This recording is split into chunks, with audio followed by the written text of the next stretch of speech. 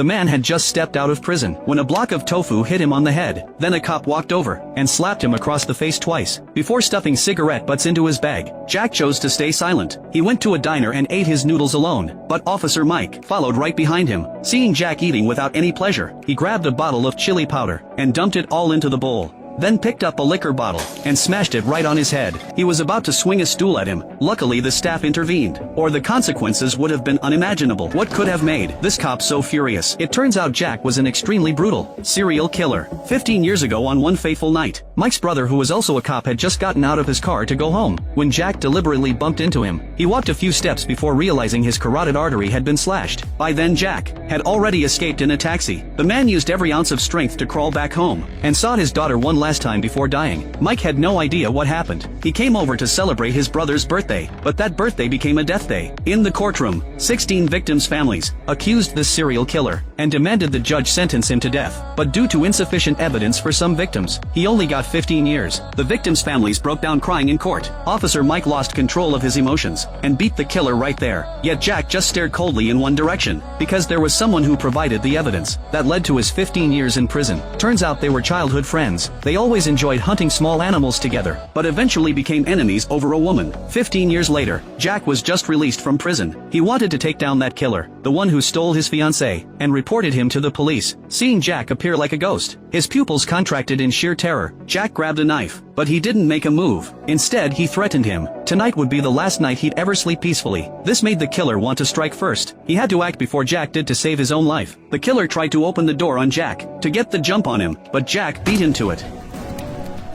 Yet the killer didn't make a sound. He just leaned his body slightly forward. The killer realized Jack wanted him dead, so he tactically retreated, while Jack inside the room stayed remarkably calm, eyes locked on the door. Both sides were extremely cautious, but just then, there was a knock at the door. The imminent showdown came to an abrupt halt. It was Officer Mike who pushed the door open. Seeing Jack looking ready to kill, Mike glanced suspiciously at the bed. There was no blood or body on it. Little did he know, the man Jack wanted to kill was hiding right behind the door.